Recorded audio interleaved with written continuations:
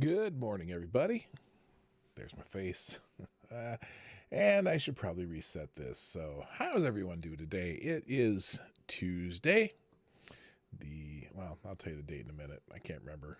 Something in January. The only thing that's important right now is we're close to that most solemn day where several officers gave their lives in the protection of this country. The most solemn day, the worst day since the Mesopotamia. I don't mean to joke about January 6th, but it's becoming a joke. And as we start to see more things about it, we're starting to learn a few things that perhaps you're not going to hear a whole lot about over the next few days when we have the extravaganza of the media making it's going to be an all weekend thing. I'm going to guess it's going to be, Thursday, they're going to broadcast from the Capitol building with breathless reports of all the terrible things that happened that day and the deadly insurrection in which some protesters got out of hand and rioted with the encouragement of some people who we don't know where the hell they are, but they sure aren't getting charged with anything. And honestly, some of those people that were in the Capitol building probably didn't even know they were trespassing, because the ones who came before them, long before the people came from the ellipse, even knew what was going on. But that is not the main topic today, because we have a governor in America. Why is this? This is weird. I'm not used to wearing a hat when I have my headphones on. We have a governor in America who seems to be forsaking his duty as the governor, and we're going to talk about it, because gosh darn it, we're going to talk about it. I'm just telling you, he's a dereliction of duty, has put people's lives in danger. and we're going to talk about it because that's what's happening in the world right now. So buckle up. You might be buckling up all night if you live, well, do I dare say it, in Virginia. That's known as foreshadowing in this business. Play the intro. Ladies and gentlemen, coming to you live from the Lucky Dog studio in a hidden location somewhere in the upper Midwest of the United States of America, it's a brother making his own way, but with all the wrong opinions. Welcome to the Morning Night Live with your host, yours truly, PDawgKnight. All right, stop the music. Good morning, everybody. Welcome to the Morning Night Live. I'm your host, Marty, also known as PDawgKnight on the internet. Welcome back to the Dawg Knight Channel. We're still celebrating 2022 with fireworks because the new year is just, I'm going to give you a week of having a new year, and I've got my reparations cup here, and that is some good coffee, the Jamaican blend from, I can't remember which, Cameron's Coffee, and roasted right here in the Twin Cities. The beans aren't growing here, though, but they're Jamaican beans, Jamaican blend from Cameron's. It's nice and tasty. And it's cheap. I get like 2 pounds of it from Sam's Club for like $10. Good stuff. Anyway, good morning. It is the 4th of January, 2022. 2 days until the most solemn and commemorative day. I know that Nancy Pelosi has decided that she's going to have a prayer vigil at the Capitol building for all the officers who died that day. Oh, wait. No officers died that day. Only protesters died that day. 2 were killed by police officers. Oh, wait, you say only one? The woman who was shot? Oh, well, we're beginning to figure out as we start seeing the videotape.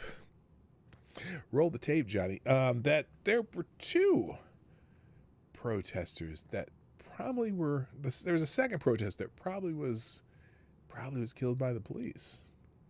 Yeah, we didn't know that, did we? They said she died of a heart attack or she might have been trampled, but then now we're looking at video seeing that she might have been beaten to death by police. That's not good. We're getting body cam footage from here's the thing. Is it the Capitol Police? No, yeah, the Capitol Police, we don't have their body cam footage, but we're getting body cam footage from apparently a couple FBI agents, a couple Metro police officers, and showing that this woman was getting her ass whooped. And remember that dude, the Fanone, that guy, the celebrity cop, the what do they call he was the guy who's been all over CNN and MSNBC, and he's did the rounds and all the media, and then he testified before Congress, and he was the one, he got knocked out and they had to pull him to safety, and he's got all these problems. And then one of the buddies that was helping him said, "Oh yeah, they tried to give that woman CPR." Well, apparently the video evidence says otherwise. And it's interesting. I bet you're not going to hear a single word about that over the next 3 or 4 days when they constantly talk about it. But let's get to something that's a little more current, a little more immediate, because apparently if you live in Virginia, in the Washington D.C. corridor going up I-95,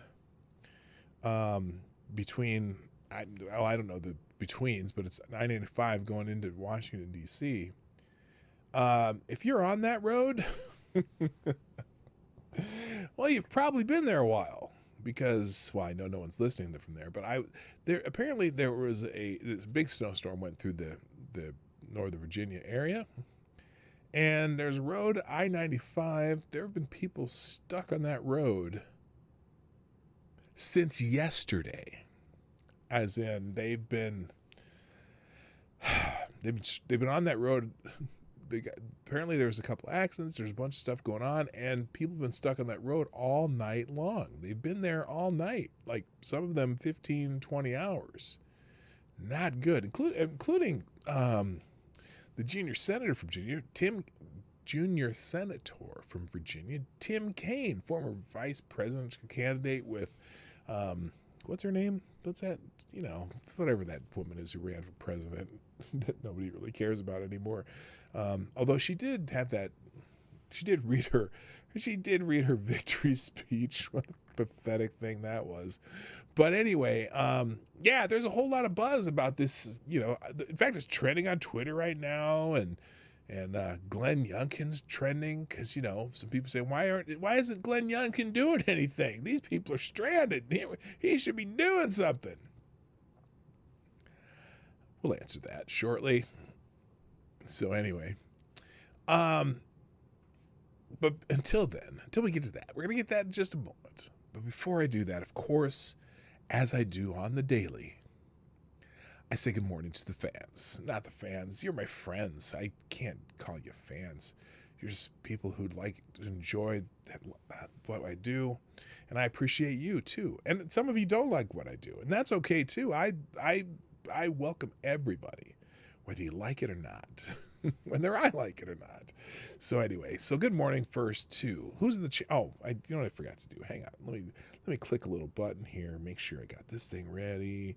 I'm going to turn the Wi-Fi on there, and I'm going to turn this over here and hit that button and turn the phone sideways, and then we're going to hit this button just so we're ready. Make sure the volume's up nice and loud. All right, now I'm ready. Sometimes when I get here late, there's a list of things I do, and sometimes I forget things on that list. But now I've got it fixed. First in the chat today is Mike Savage. Blarg. Thank you for being John in the spot. It's later in the day for Mike. Mike's. It's probably almost lunchtime for you now. Oh no, you're probably an afternoon. An afternoon whiskey would be more appropriate. You're about 6 hours, 3 o'clock. Yeah, it's roughly 3 in the afternoon where Mike is, and it's good. It's always time for a beer in Ireland. Anyway, also good morning, Somnambule Nation. Thank you for tweeting out the show as you always do. Actually, several people did the thing. You know what I mean? Also, thank you good morning to Avocados Diablo, the Devil's Advocate. Somnambule Nation. Tall persons in the house. Nice to see you. Truckin' Bear's here. A nice rare appearance from our friend Truckin' Bear. Hope you're not on I-95 right now, Truckin' Bear. There's a few trucks that had some accidents along there too. And that highway is, it's like backed up for miles and nobody's moved. They can't get people off the highway. We'll talk about it in a minute. It's crazy. Also, good morning, Select Boy. Yeah, boy. In the house, also Trippy Liberty. Oh my gosh, what the hell? Hang on a second. Let me try that again. It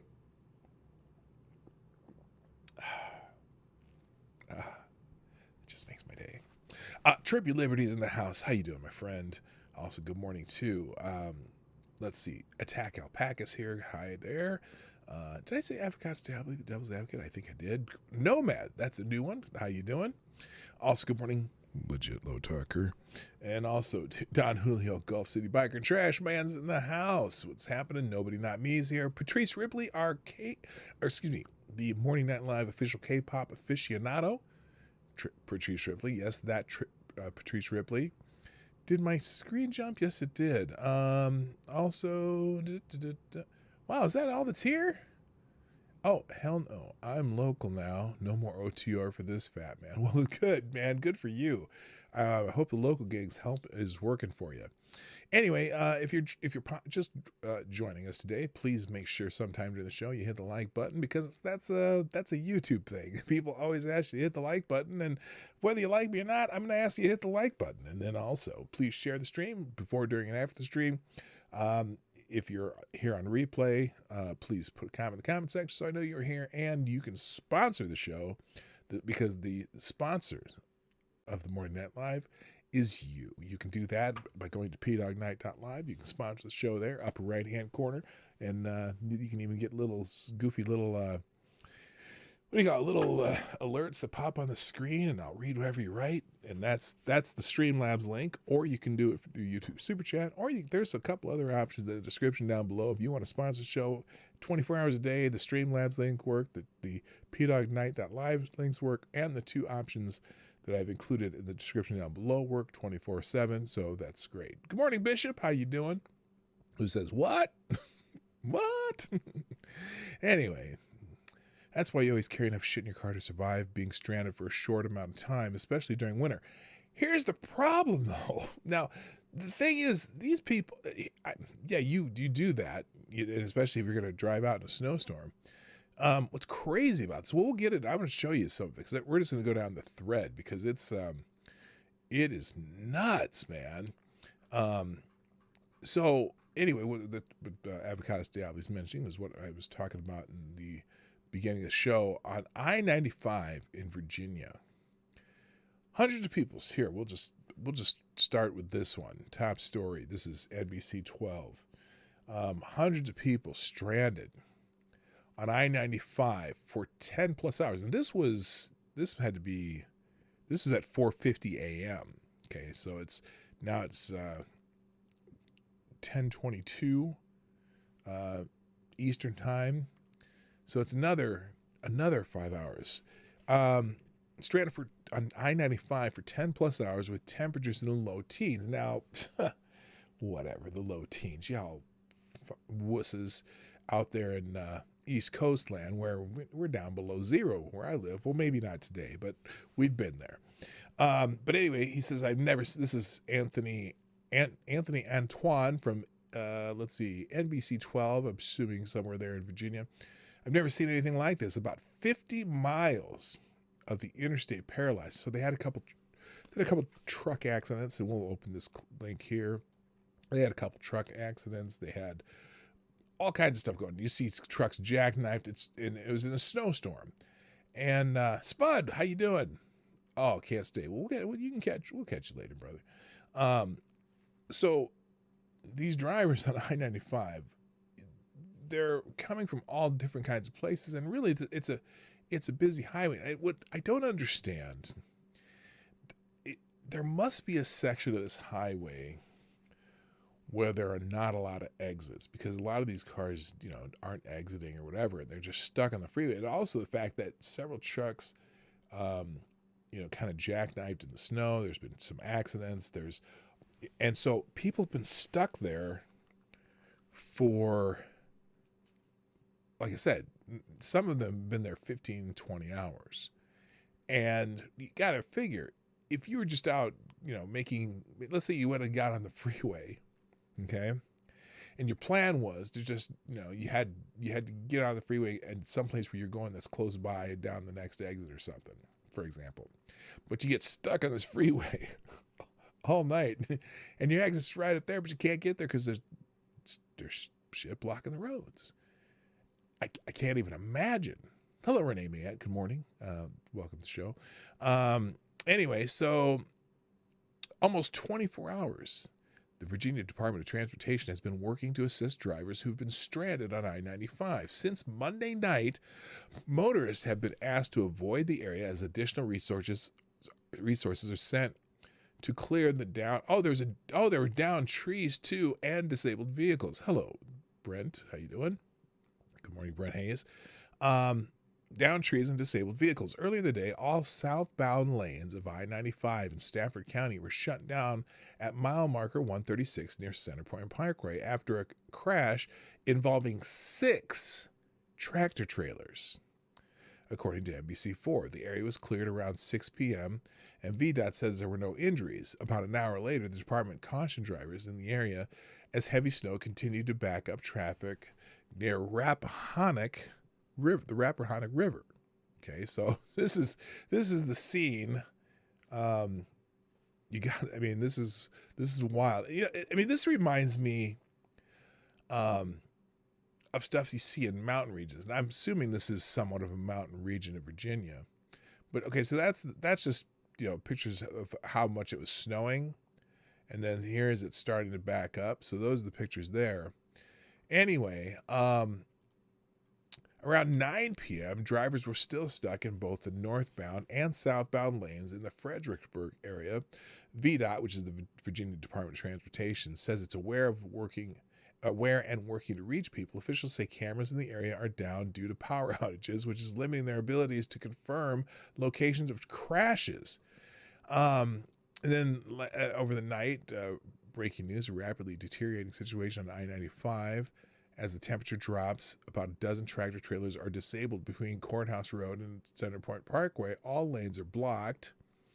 This morning, NBC 12 had received new developments regarding the unprecedented traffic. Around 5 a.m., the Department of Transportation crews. Yeah, no, I know. I-95 is not mountain. It just reminds me of how it could happen in mountain areas, though, where there's limited exits, and you would see something like this happen in Colorado. If there's a truck crash on I-70, like between Denver and the ski resorts, this is the kind of shit you'd see. Around 5 a.m., VDOT crews started taking people off at available interchanges to get them from the 50-mile backup to help safely reach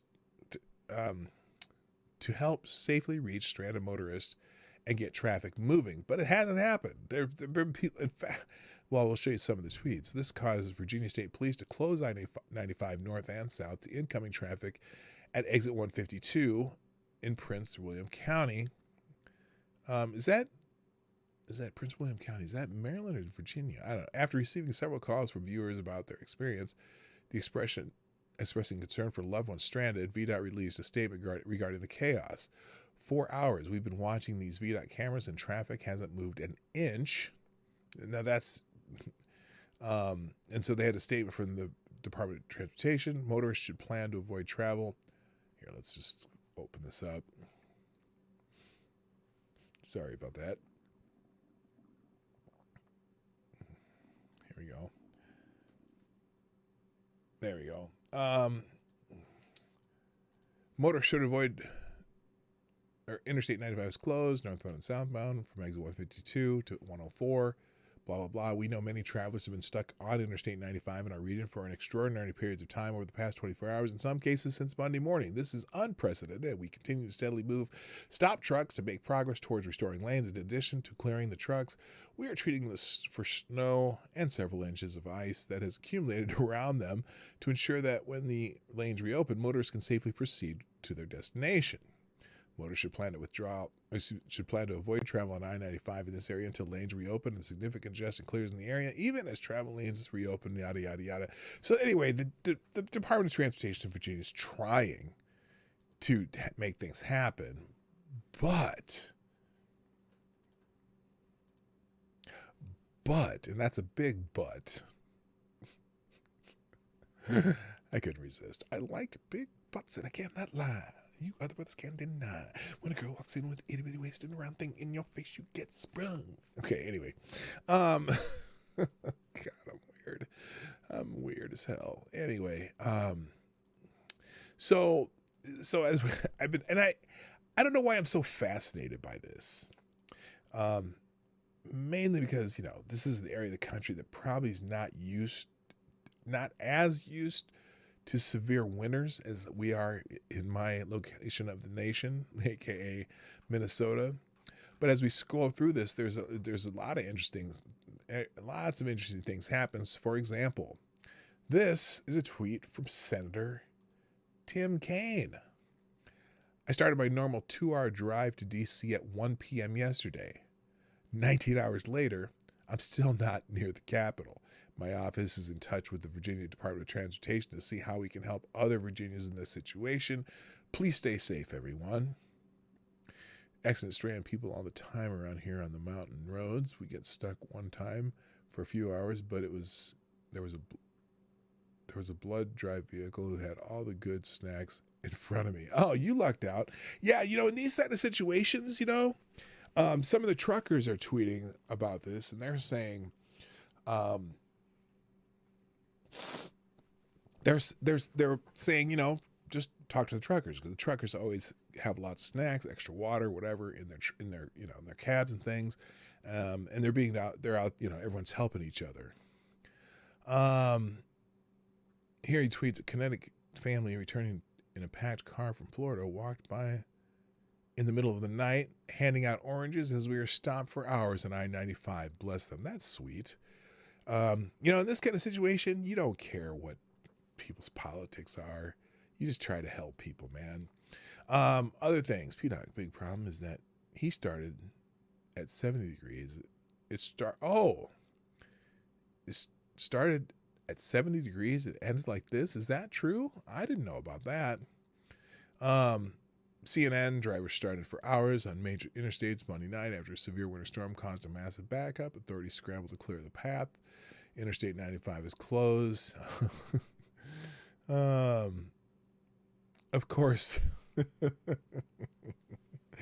someone's making a funny of this. Hundreds of people stranded overnight in the dark and cold at 95. And here's the VO, Virginia Department of Transportation. Just popping. Oh, they might have deleted it. Just popping by to remind you to clear the snow from your entire vehicle if you have to go out on the roads. Yeah, that's probably not their best message right now. The weird thing too. Oh, here's Ethan Ralph. Apparently, Ethan Ralph lives in North Virginia. I didn't know that.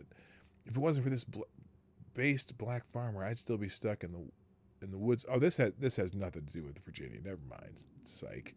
Let's see. Oh, but now let's get into some of the good ones though, because there were some funny things that happened during this, and let me if I can find Jonah Goldberg here again.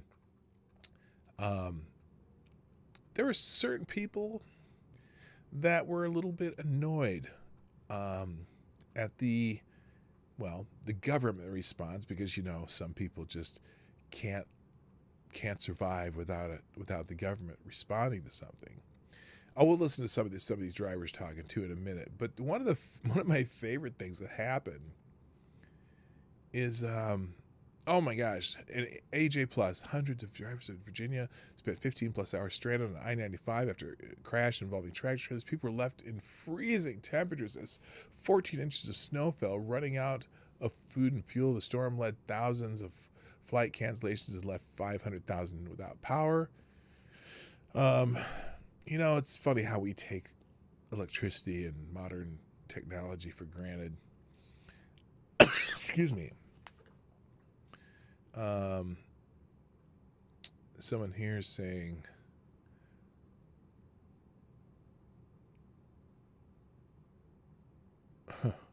we get these storms every 5 years. Last were in 2016. Fairfax secondary roads were an ice sheet yesterday, but government open and pours commuters onto skating rinks. I-95 incident is worse. They didn't clear the road. No overhead signs warn these travelers either. That's horrific. Okay, so she kind of this is Politibunny, who's a friend of mine, who took a shot at Governor Northam. But the funny part was a lot of people were blaming Glenn Younkin. So now here's one of the tweets from somebody who was on there. Good morning from I-95 in Virginia, where I've been trapped in my car for more than 20 hours. I'm not sure, but I think I now qualify for Virginia residency. Hilarious. Oh, that's cool, Truck and Bear. Thanks for being here. But here's one. Here's some funny ones. Oh, where is it? There were some people blaming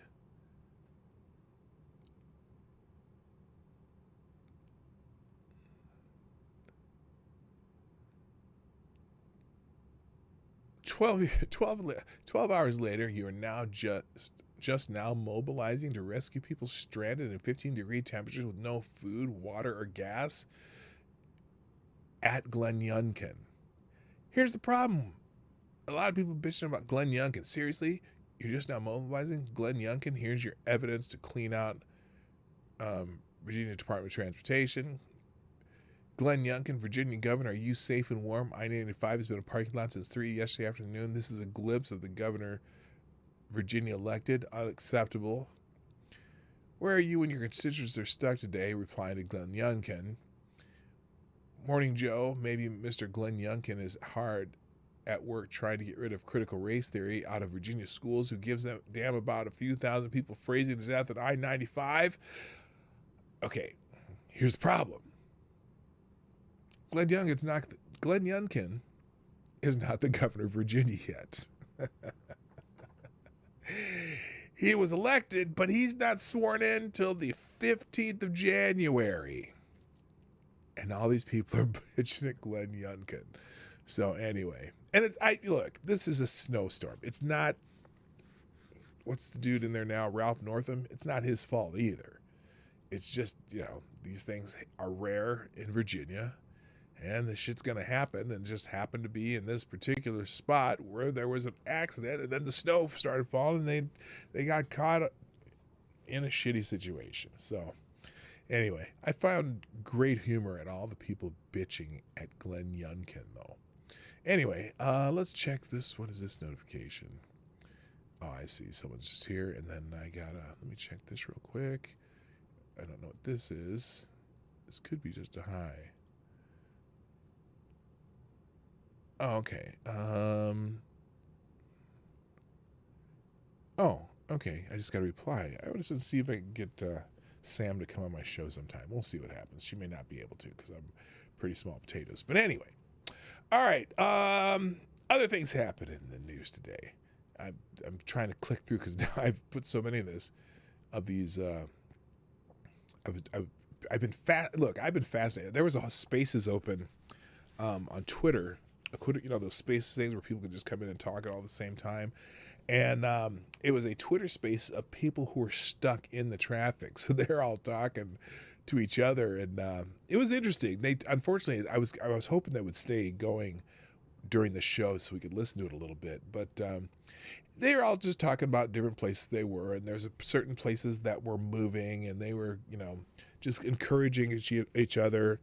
And there was a couple truckers on there telling them, hey, yeah, just go talk to the truckers. They'll help you out if you need some water or something like that. But there were people running out of gas because, how long does a gas car run overnight?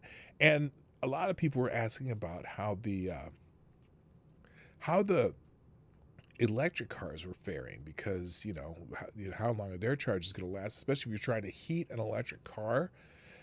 Not sure how that works if you're trying to keep it running all night, but I don't know. People were taking care of each other. They're supposed to mobilize the National Guard to save you from temporary inconvenience. You should be prepared for anyway. Oh, because, yeah, that's another thing. They were complaining about, well, where's the National Guard? Why don't they have people out here?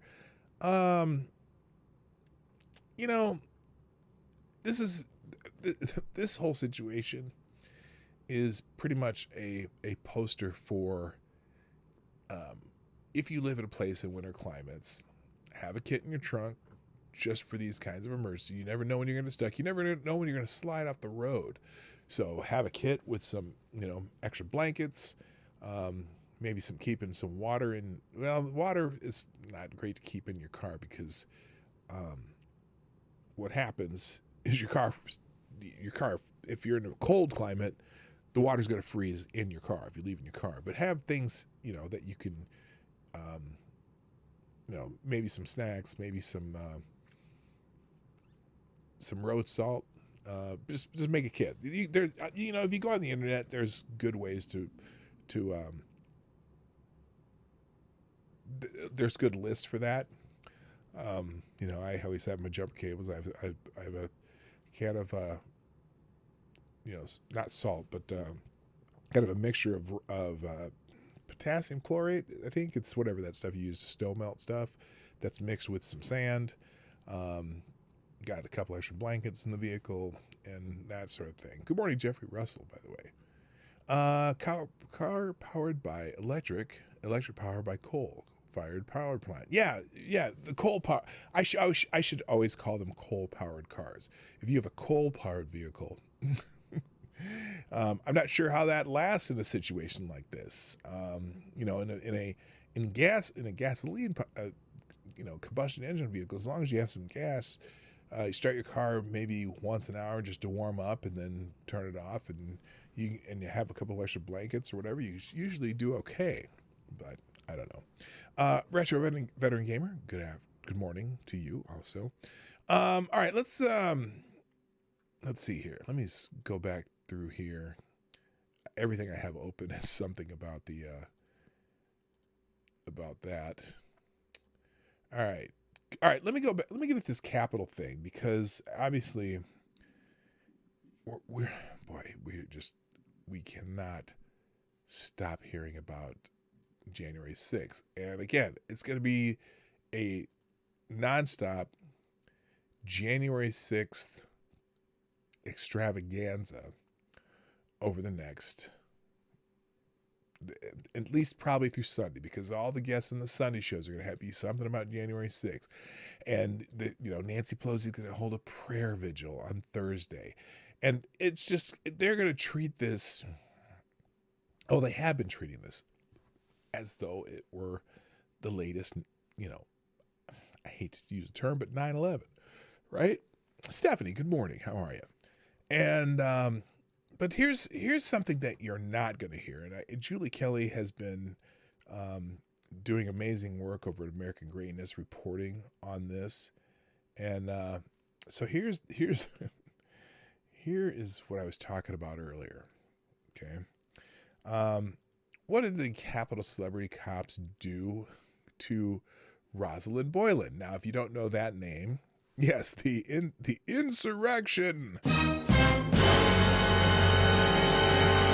Thank you, Renee Matt. Good old steam engine. Remember those, P-Dawg? My great-grandmother lived with them as a little girl. Well, I don't remember those. I know what they are, though. And in fact, you know what's cool? Okay, I know I'm going off subject here, but at the Minnesota State Fair this last year, we went to a section. I've been going to the Minnesota State Fair for years, but there was one section of the fair that I never went to. And, I've been to the House of Crap, where you buy all the stuff and the food and the Midway and all this other stuff, the rides and shit. But I never went to this one section of the State Fair where they had all the vehicles, right? And they had an antique tractor section where they had like 50 or 60 different antique tractors. They had a couple of those old steam-powered tractors, which were pretty cool to see. So interesting you bring that up. Anyway, all right, so what did the Capitol celebrity cops do to Roseanne Boyland? Roseanne Boyland is one of the women who died on that January 6th. They said that the coroner said she died, I believe they said she died of a drug overdose. But they found video of Roseanne Boyland during the insurrection. The most violent clashes between, this is Julie Kelly reporting in American Greatness, the most violent clashes between police and protesters on January 6th occurred inside and outside the West Terrace Tunnel. The tunnel leads to doors that open into the Capitol building, according to federal documents. The lower West Terrace door was heavily guarded by U.S. Capitol Police and D.C. Metro Police, who had formed a defensive line to prevent unauthorized access into the U.S. Capitol via the tunnel. Dozens of people have been arrested and charged with various offenses, including assaulting police for their conduct at the tunnel that afternoon. It also is the location where Roseanne Boyland lost her life. The Georgia woman was one of 4 Trump supporters who died on January 6th. While her death was ruled an accidental drug overdose by the highly political D.C. Medical Examiner's Office, the chief officer refers to January 6th as an unprecedented incident of civil insurrection. New court filings and video footage raise plenty of questions about what actually happened to Boyland. And congressional testimony by officers Harry Dunn and Aquilino Gonell, the 2 U.S. Capitol Police officers who have become media celebrities for their near-death accounts of January 6th, should raise eyebrows about their potential involvement in the death of Roseanne Boyland. A sworn statement in a motion filed last month in the case of Jacob Lang provides jaw-dropping details on police behaviors in the moments before and after Boyland, 34, died.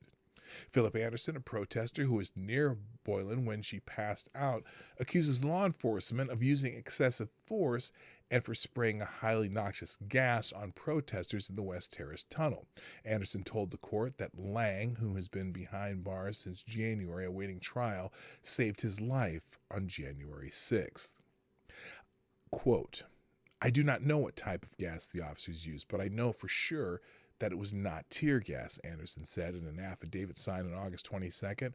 "After the officers sprayed this gas at me, I could not breathe for longer than a few seconds. This gas caused me to collapse, where the police then proceeded to push others on top of me. There were so many others who collapsed because of the toxins as I did. The police continued hitting me and others. One of the people that fell in the crowd was a woman by the name of Roseanne Boyland. Police pushed the mob, most of whom had been doused with the toxic gas, out of the tunnel as bodies tumbled on top of one another. Boyland, who was crushed and lost consciousness, it flipped on me. I hate it when it does that. Find where it was.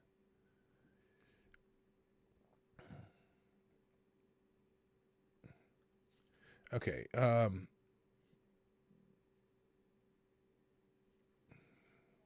There we go. Anderson was crushed and lost consciousness. Anderson said Boyland grabbed his hand, but her firm grip quickly loosened. Several people attempted to administer CPR while the police officers hit them over the head repeatedly. Some protesters started fighting back against the police. Anderson was pulled to safety by Lang. Anderson's statement ends at that point. So it's unclear what happened next. Luckily, officers Dunn and Gunnell filled in some of the gaps during their opening remarks to the first hearing of House Speaker Nancy Pelosi's January 6th Select Committee. Quote, "In the crypt, I encountered Sergeant Gunnell, who was giving assistance to an unconscious woman who had been in the crowd of rioters on the west side of the Capitol," Dunn said in his prepared remarks on July 27th. "I helped carry her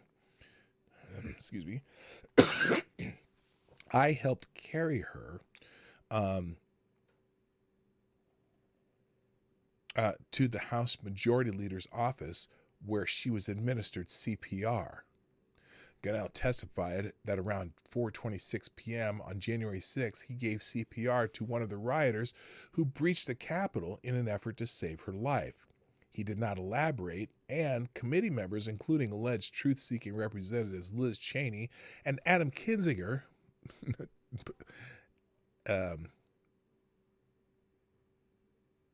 alleged Republicans, didn't ask any follow-up questions. But Gunnell's timeline jibes with a timestamp on body camera footage showing Boyland stretched on her side, not moving near the tunnel's entrance. Her friend Justin Winchell desperately screams her name. "Roseanne, Roseanne." He repeatedly asks for help.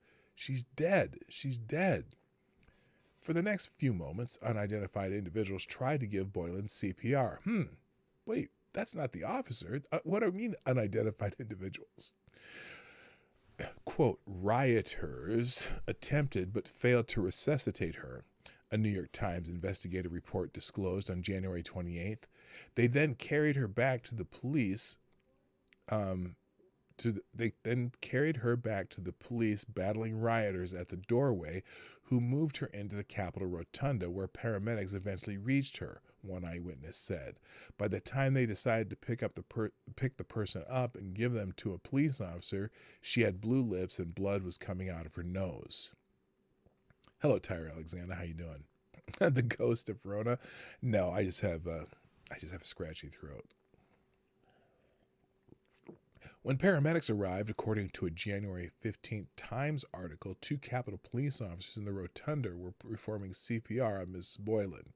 Gunnell was one. Boyland was transported to the local hospital and pronounced dead at 10:69 p.m. All of this information suggests Officer Harry Dunn and Officer Aquilino Gunnell may have contributed to the death of Rosalind Boyland.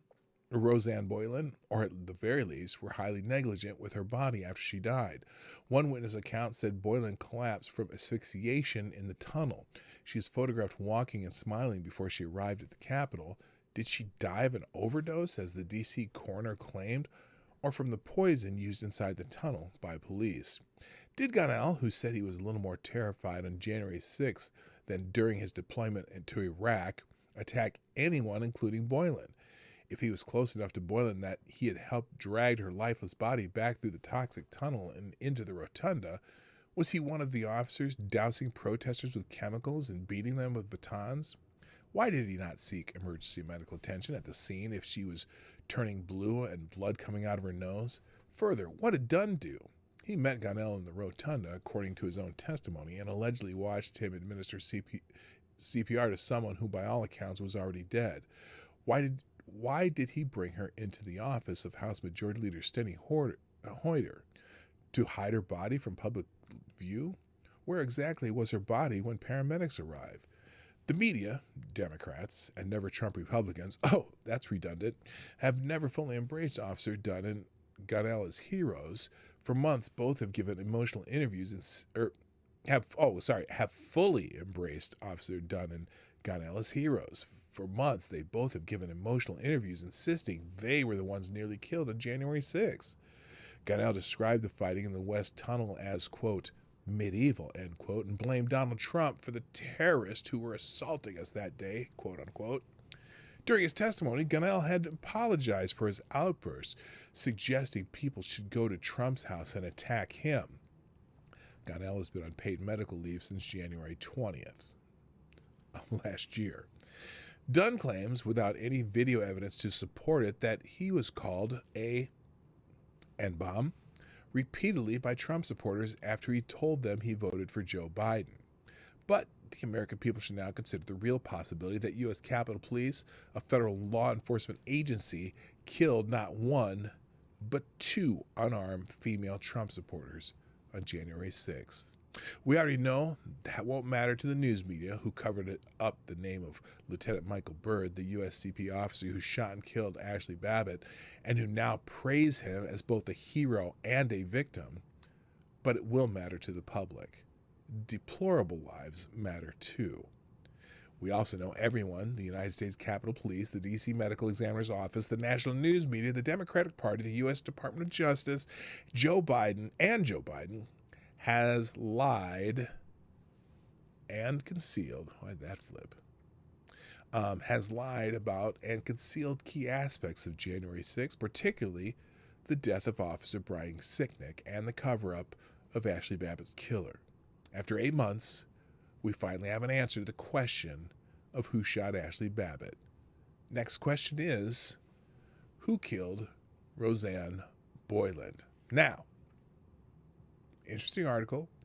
And that article, let's see if I can find it, because I had this all set up, and then I clicked the wrong tweet, and here, we'll just find Julie Kelly on here. So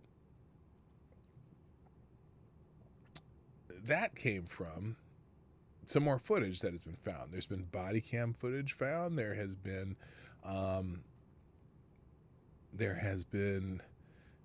and see, first of all, the Capitol Police don't have to provide body cam footage, but the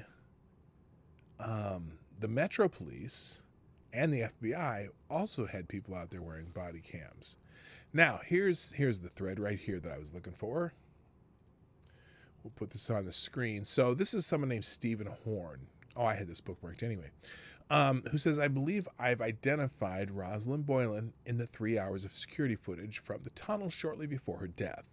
She's approximately in the same location her motion body was seen in about 10 minutes later in the body cam footage. So this is the body cam footage here. Okay, we'll spread this out here and put it full. So so this is the tunnel that they were talking about. This is where this helped, and these are all the officers. These are all officers in here, but there are a few people in here, and you'll notice too. I don't know if you can tell from the footage, but The police are hitting him with sticks. There's all kinds of stuff going on here. And right in this area here, okay, this Rosalind Boyland, and this is the guy, can't remember his name, I'll tell you in a second. But this is the guy that was trying to help her and got pulled out and fell to the ground that we read in the description earlier. So that's her right there. Okay. Oh, there you go. Philip Anderson, Rosalind Boyland. Okay. Wait a minute. Philip Anderson? What the hell's going on? Philip Anderson's a black fellow. Black Lives Matter. Anyway, so as they pan out, okay, they're right here still. Notice, she's there, he's there still. And at some point, you see she kind of disappears. Now, the other part, too, I don't know if you can see over in the left side of this tunnel, but there's a dude in here that they're beating the hell out of, and he tries to get out of the tunnel and somehow gets pulled back in there, and they start beating him again. It hasn't started happening where they're beating him up yet, though. But anyway, so now you can kind of see her getting pushed out there, and now she's down here. So anyway, let's go to the parts that you can see easier, because this is not easy to see. We'll go through this thread, though. Her face appears at 2:18:28 in the released video. Shortly afterwards, police are unable to successfully push their way back into the entrance of the tunnel. This is possibly when Boyland was crushed, if that is indeed her manner of death. So this is the footage they're talking about here. Pretty much the same footage. But they're trying... The police are pushing their way out. People are pushing their way in. I don't know if they're pushing their way in, but the police are beginning to...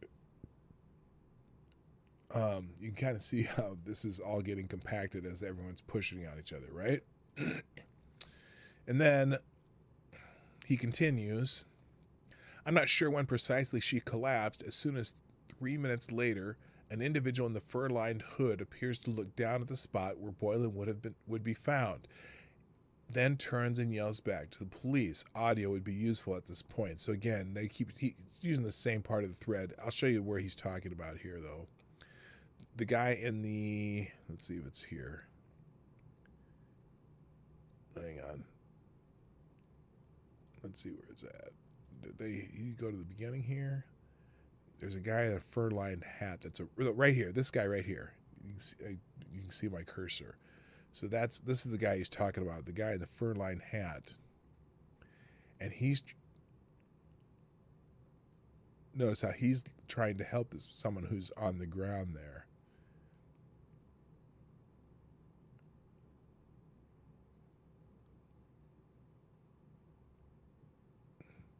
And he's yelling at them. As they're trying to help her.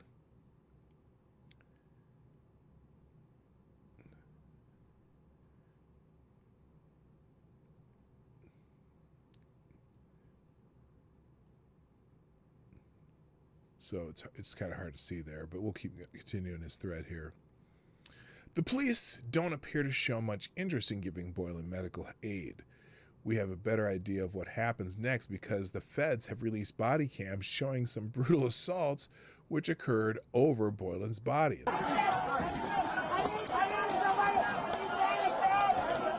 So Boyland is down here, and these are the body cam footage of what the police are doing.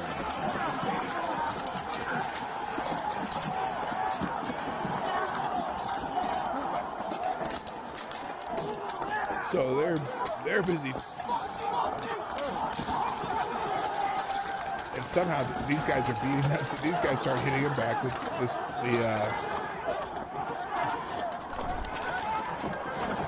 their flagpoles because they were getting attacked by the police.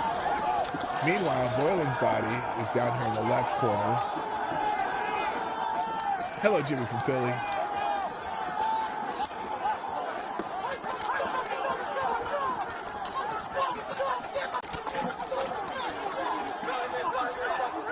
See, that's her on the ground right there. And the police are still trying to hit her. And then one of the female police officers, you'll see this in a second. I don't know if you can hear me over this. Now, the beginning of this body cam video shows Philip Anderson being dragged to safety, as well as Boyland's friend Jim Winchell begging for help before the officer is attacked and knocked to the ground. So that's this footage here.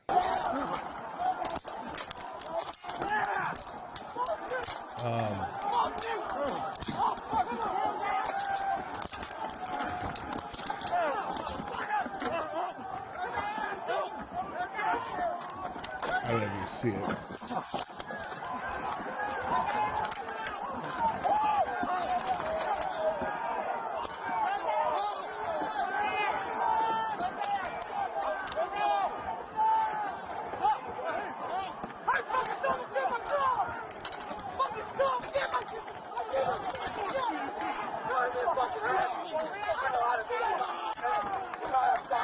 I mean, the officer just... Obviously, you can see the officer just going off on these people. And then this body cam shows Officer Fanone. That's the guy who he's the one who's making the rounds in the media the most. He's the one who apparently got knocked out and he was unconscious and they dragged his body. He supposedly apparently had a heart attack during this. This is the footage where he's being dragged out. I don't know if you can see it or not.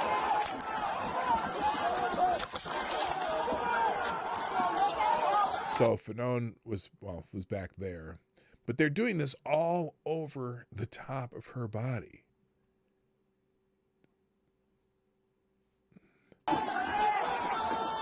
She's down here on the ground in between all of that.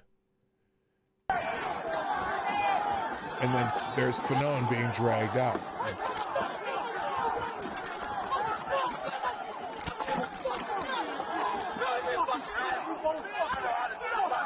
And there's a female police officer right here still beating her body while she's on the ground. She's unconscious. So anyway, then a third body cam showing some of these same assaults, batons, etc., being swung at the officers over her body, as well as an apparent attempt to drag another officer down the stairs. Hello, Buster's Outlaws. Hey, just watching things on the Ace family. Damn, they suck so much. I'm not sure about the Ace family. I haven't heard that. And the only reason we have any body cam video here is because these officers are Metro Police, not Capitol Police, because the Capitol Police haven't given up any body cam footage. And if you've made it this far down the thread, you may be interested in a documentary that he's working on. This is the guy talking about this. And apparently there is actual footage of her being beaten by police. And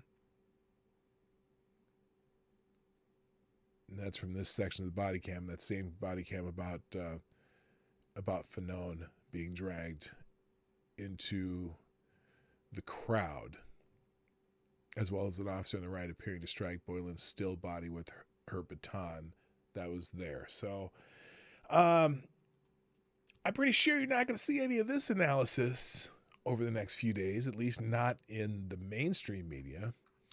But Julie Kelly actually got me to this point, and it's not good. So, damn, is this a Travis Scott concert? Damn, that's cold, man. That's cold. No, it's not a Travis Scott concert. Anyway, so it's going to be interesting. I'm sure that there's a few congressmen out there, because what's going to happen with this committee? First of all, the committee is not even technically a legal committee as far as House rules go, because the minority was not able to seat anyone on the committee of their own. Nancy Pelosi brought in the two most anti-Trump Republicans onto the committee that she could find, Liz Cheney and Adam Kinzinger. And I don't know that they're interested in finding. I don't know if they're interested in finding truth. They're certainly not going to look, they have it. First of all, they're not going to be able to do anything to incriminate Trump. They're going to try. They're going to try this in the court of public opinion. They're going to have their prayer vigil on Thursday. They're going to, say this is Donald Trump, this is Donald Trump, that. But the FBI has already said, the Justice Department has already said, there's no evidence of any conspiracy. Okay. And in fact, if they do get all this body cam footage out, they're going to see some things that perhaps they didn't want people to see. And it's starting to get out slowly but surely. That it may not be everything that these officers have been testifying to and been talking to the media about may not be what they said it was supposed to be. Notice, because in his testimony, what did he say in his testimony? I'm going to go back in this article for a second. The officer's testimony. Let's see. He testified. I'm going to go back to this. He testified that around 4:26 p.m. on January 6th, he gave CPR to one of the rioters who breached the Capitol in an effort to save her life. He did not elaborate, and committee members, including alleged truth-seeking representatives Liz Cheney and Adam Kinzinger, did not ask any follow-up questions. But his timeline jives with a timestamp on body cam footage showing Boyland stretched on her side, not moving near the tunnel's entrance. Her friend Justin Winchell desperately screams her name, Roseanne, Roseanne. He repeatedly asks for help. She's dead. She's dead. For the next few moments, unidentified individuals tried to give Boyland CPR. Unidentified individuals. No. Then they moved her into the rotunda, where apparently maybe officers did attempt to do PCR. The different articles are saying different things. The New York Times says, they were trying to give CPR in the tunnel to Capitol Police CPR, Miss Boyland, and Gonell was one of them. Well, DeGonnell, who said he was more, never mind.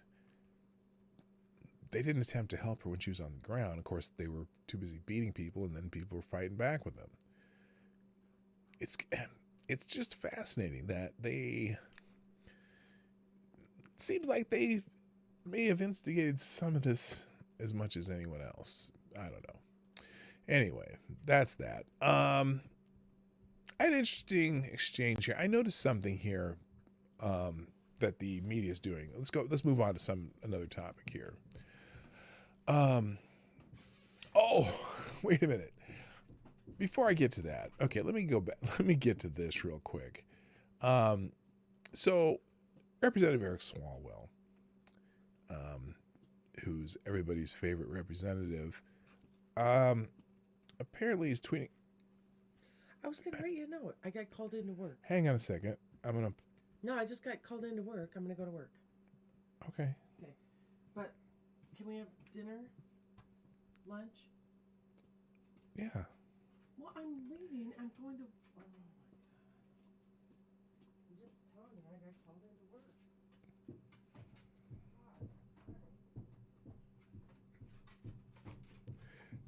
Everyone say hi to Lady Boomer.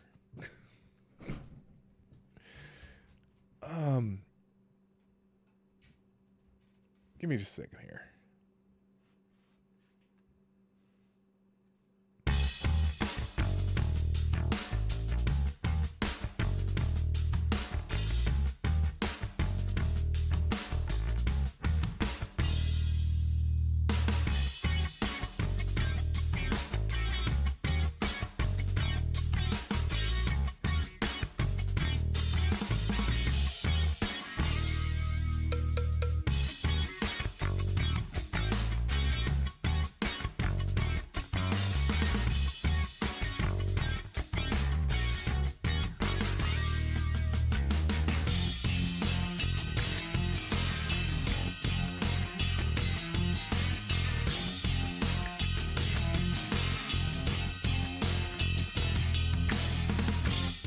All right, I'm back.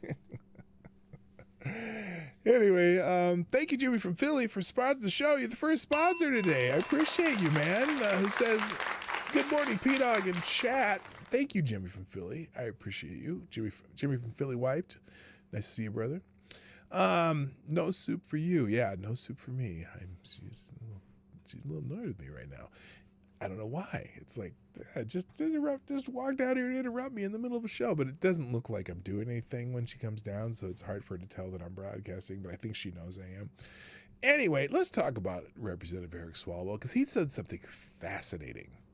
Fascinating. Yesterday. Was it yesterday? Yes. Well, it's in the news this morning. Representative Eric Swalwell has an opinion on something, and it's a fascinating opinion.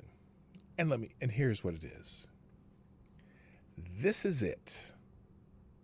Representative Swalwell warns 2022 could be the last election if the Republicans win a majority. Oh, Lord. Oh, Lord.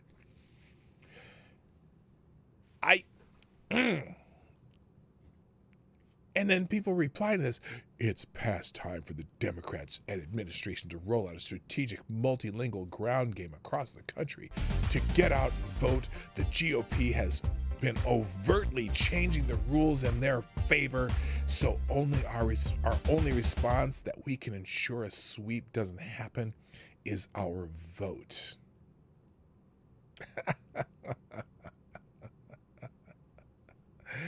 You know, I don't know about all that, but it's insanity that these because they keep saying, oh, the Republicans are trying to change the rules so people can't vote.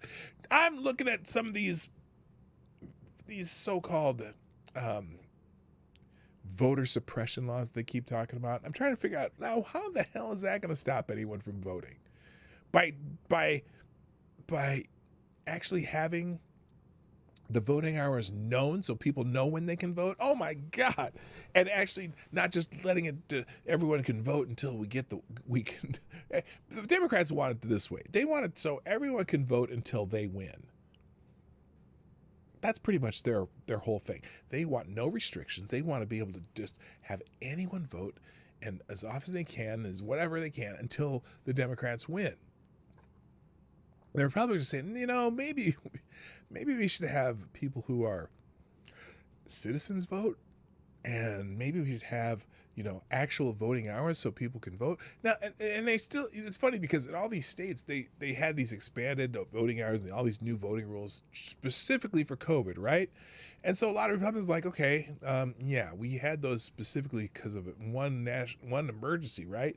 And Democrats wanted to expand on them even more, and Republicans say, no, we have a day we vote, and that's what we're going to do it, you know? And the Democrats are saying, no, that's voter suppression. That's voter suppression because you're not, you know, just letting us do whatever the fuck we want. I would say, fuck it. Anyway, thank you, Retro Veteran Gamer, for the sponsorship through Streamlabs. And Retro Veteran Gamer, you are the new Streamlabs Superstar sponsor of the day. No message, and that's fine. You don't have to leave a message, but I appreciate the sponsorship. Thank you very much. Here, we put that on the screen for you. All right, so let's watch. This is an interview he did with MSNBC.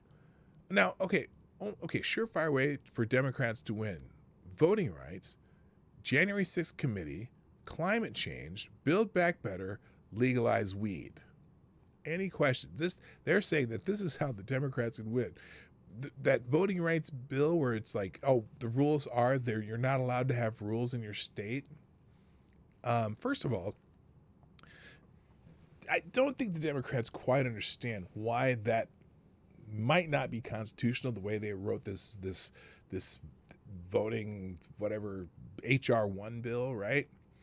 Because we're not a democracy. The country is not a democracy. They're all worried about just the presidency, right? They think that having the president is your ticket to executive orders and dictatorship via Democrats. But they don't, here's what they don't seem to understand. We're not a democracy. We're 51 democracies. Well, 50, 53. I don't know how many U.S. territories there are because they don't really have representation as far as in Congress, technically voting members. But anyway, we're not a democracy. We're 50 small democracies. And each democracy decides how they want to send representatives and or their electors towards the election of their own representatives and the President of the United States. Each state decides their voting rules. And there was some, like, look, when they were doing the Civil Rights Act, the Voting Rights Act, and all that stuff, they were trying to make it because some of the states had some rules that probably didn't pass a legal constitutional muster. So they did make some amendments, but still, the states get to decide who and how they send representatives to Congress, the Senate, and electors for the president. But Eric Swalwell seems to think, and some of these people think that voting, that you should have federal voting rules for local. Now, what's fascinating is some of these municipalities, like New York City and San Francisco, have made rules where non-citizens can vote in local elections, school boards and shit like that. Personally, I can understand. Maybe I can understand illegal residents voting for school boards. If you're legal, but still, you're not technically. If you're a legal resident, but you're not a permanent resident, should you be able to vote in local elections? I don't personally think so, and especially not illegal. They shouldn't be able to do that. But anyway, let's watch Eric Swalwell in this interview because it's fascinating. Again, he's going all in on this insurrection theme that he likes to talk about. So we're gonna listen to Eric Swalwell. It's an interview with Chris Hayes, and this might be how we end the show today with this numbnuts on our screen. And I'm sorry for that, but here we go. Joins me now. Congressman, it's good to have you as you return back to Congress for this year, and we're about to mark this anniversary. Just sort of level set. Mark this anniversary of the insurrection. Where your head is at as we enter this year. Firmly planted in his rectum.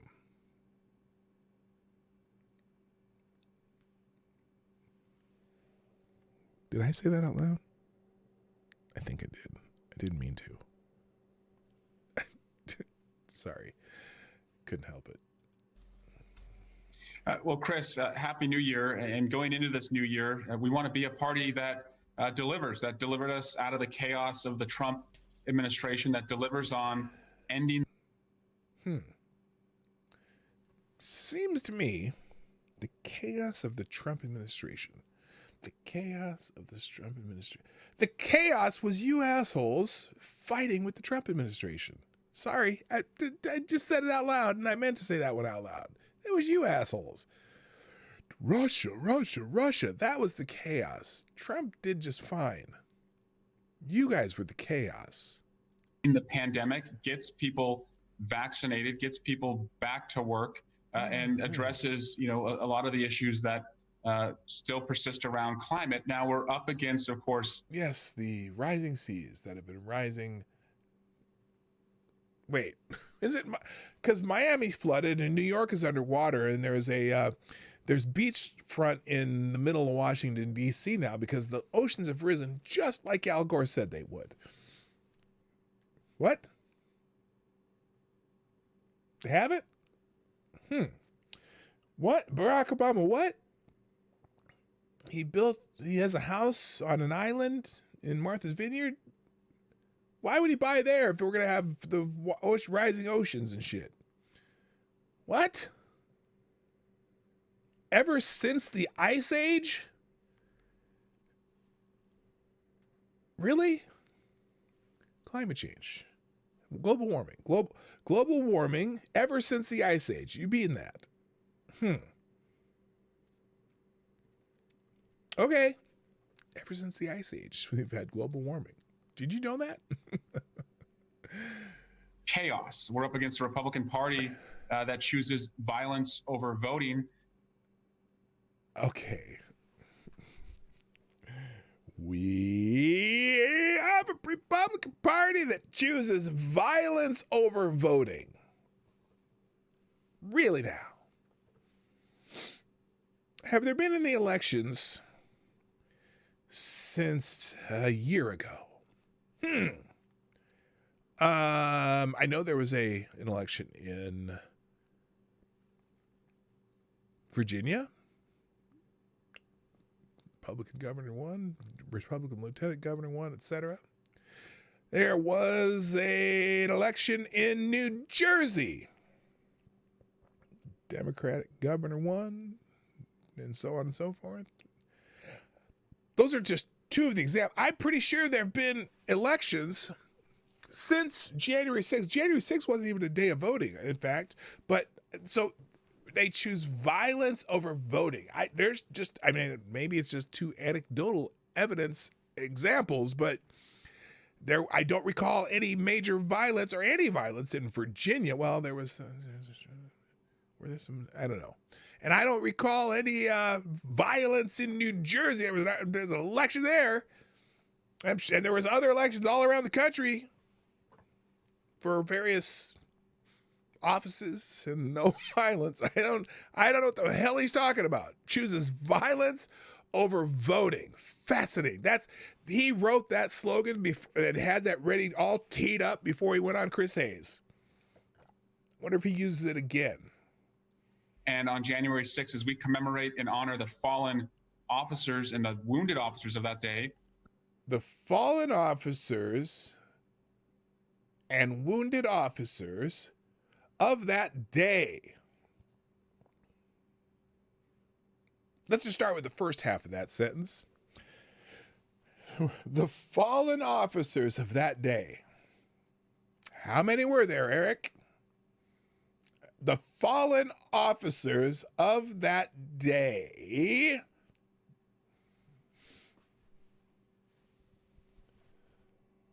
This many. 0. Now, the one officer who had a stroke the next day, dying of natural causes, can guarantee that was attributable to the January 6th. And then there were the officers who ended themselves. But none from that day. A few were injured that day. Michael Fanone certainly going to let you know every day that he was injured because he loves the camera. And now he's going to be a CNN analyst. He quit the Capitol Police to go work as a expert, whatever, something on policing for This Is CNN. He fell right out of his job into a CNN analyst position. Good for him. The Republicans will be celebrating the arsonist of that day and Donald Trump, and that's a contrast we have to draw for every American. The Republicans will be celebrating the arsonist of that day. Really?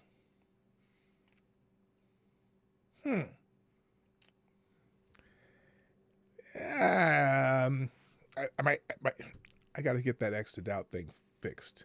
Here, we'll just put one up here. Whoops. Let's do this. There we go. You said this, I believe, yesterday. You said every politician says this is the most important election of our lifetime, and that's true. Fact check. Yes. I've never heard that before.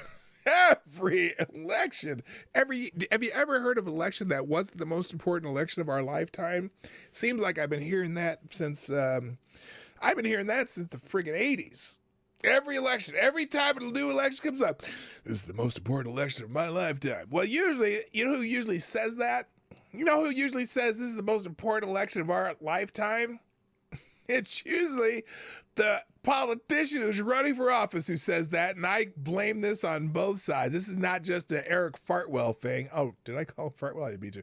This is not just an Eric Swalwell thing. Every politician, no matter what party they're from, every election, every time there's an election, this is the most important election of our lifetime. Yay!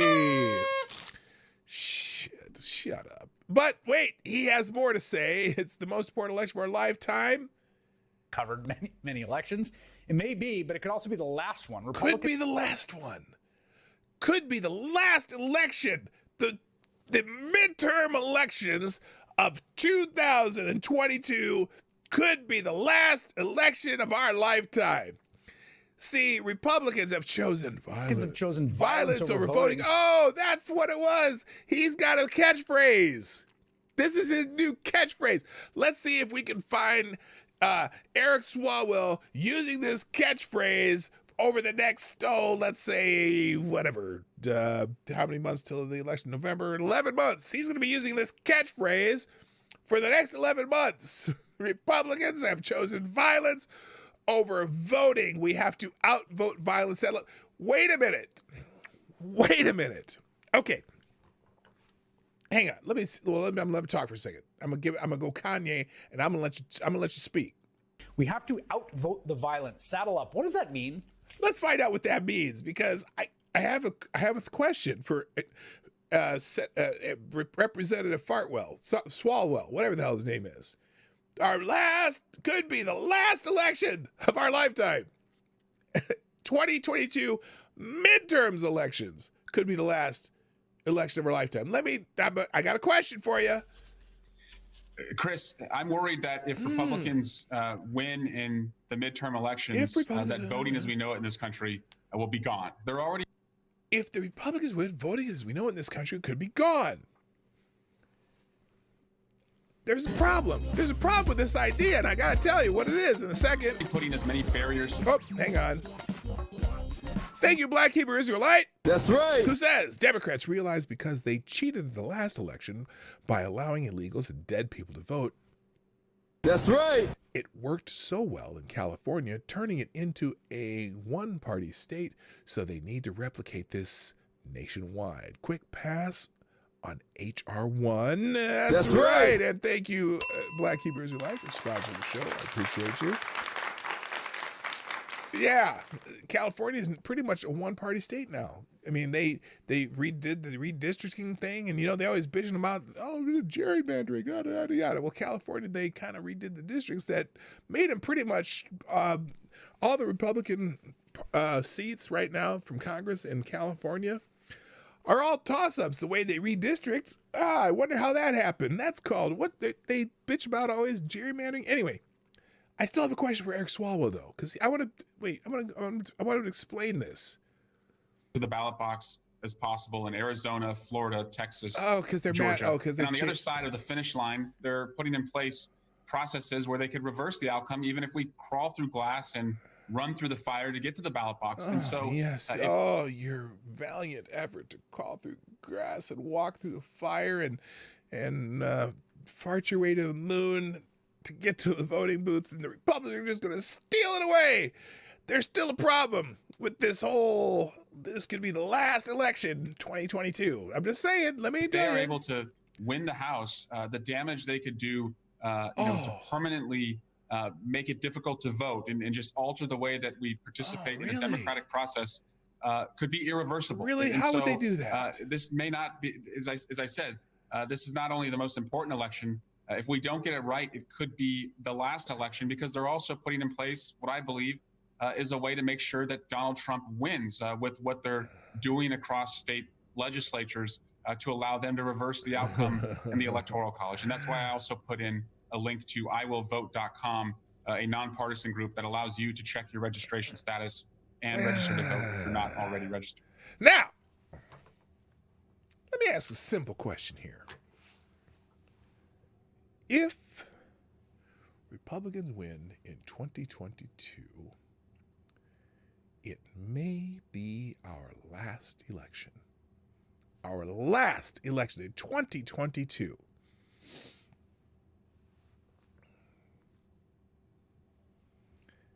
Okay. Do you think Mr. Swalwell, Representative Swalwell, Mr. Fartwell, whatever anyone wants to call you, if 2022 is the last election, how are we going to get a different president? Are we just going to keep Joe Biden forever? Yeah, maybe. How does that work?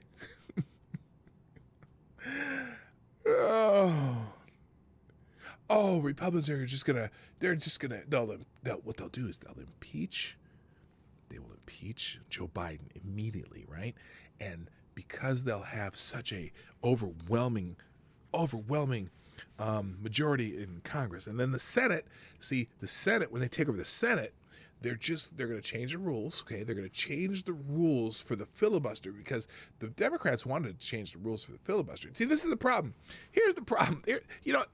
I think the only two Democrats in the Senate who seem to really have vision might well be Joe Manchin and Kirsten Sinema, because she's saying, no, we're not, because Chuck Schumer, by the way, says he's going to have a vote on the filibuster sometime soon, and it's going to go down in flames because those two are going to vote against ending the filibuster, right? Here's the thing, and you know the thing. Where's that you know the thing button? You know the thing. Here's the thing.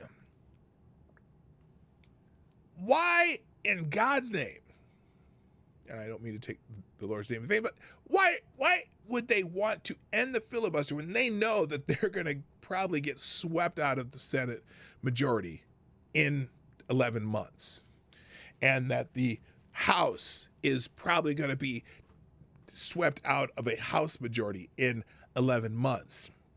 If you get rid of the filibuster, which Chuck Schumer might have been the most prolific user of the filibuster in the last 4 or 5 years, and you get swept out of office as far as the majority in both houses, wouldn't the filibuster be your only tool, besides your president, to stop Republican legislation that you don't like? Because if they get the majority, then you don't even have that. And look, I don't want an all-powerful party in charge. I don't want the Republicans to have too much power unless they win a 60-seat majority. I don't want the Democrats to have that much power. The Senate is there to stop bad ideas. I wish that none of their votes took a majority in the Senate to pass. I wish now essentially and technically, because of the cloture rule of 60 votes, you do need 60 votes to get something to pass in the Senate, and I'm fine with that. I don't want it to be easy for either party to pass bills in the United States Congress. I don't want that. I want it to be very hard to change laws. I want it to be hard to pass things. I want it to be more than just a bare minimum majority to pass anything, because I don't want one party rule ever. I want to protect the people who live in states where maybe they just don't have that power, but they don't want stupid rules that are going to ruin their state, but that might be good for California and New York. And guess what? When the Republicans are in power, I don't want the state of Idaho to be able to automatically change what they do in California. Let Californians do what they want to do in California. Let New Yorkers do what they want to do in New York. Let the North Dakotans and the Idahoans and the Georgians and whoever else. You want local control. I don't want federal control over shit. So the harder it is for Congress to pass. In fact, I wish we'd have the old style Congress where they only, Congress, they didn't used to stay in session pretty much year round and 4 years in a row. They used to come in and they'd go into Washington, a few times a year, and they would vote on shit and maybe not vote on shit, and then they'd go home for a while. I wish you'd have a moratorium on all laws being passed. They need every 4 years. You need to have 1 year where the only thing you can do is repeal shit. That's the way our Congress should work. That'd be a constitutional amendment that of 4 years you can pass stuff, and the 4th year you have to repeal as many stupid laws as you can. You could probably repeal half of the laws that we have in Congress, and nobody would even know about it.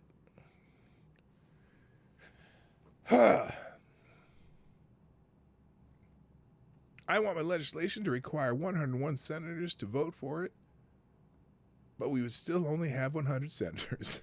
I'm saying, I want them to stop passing laws in Washington. I want you to have your laws passed in your state legislature. Just saying. Because I sure as hell, I don't know who said it. It might have been Ben Franklin. But one of these people from way back when who are smarter than me said, a democracy. I don't want a democracy. Period. I like the representative republic thing we got going with 50 democracies, not one. A democracy is 2 wolves and a sheep voting on what's for dinner.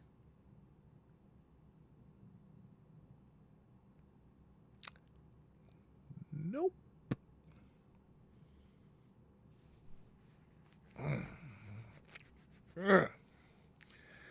Do I want to hear what the rest of this jackass says? I'm curious.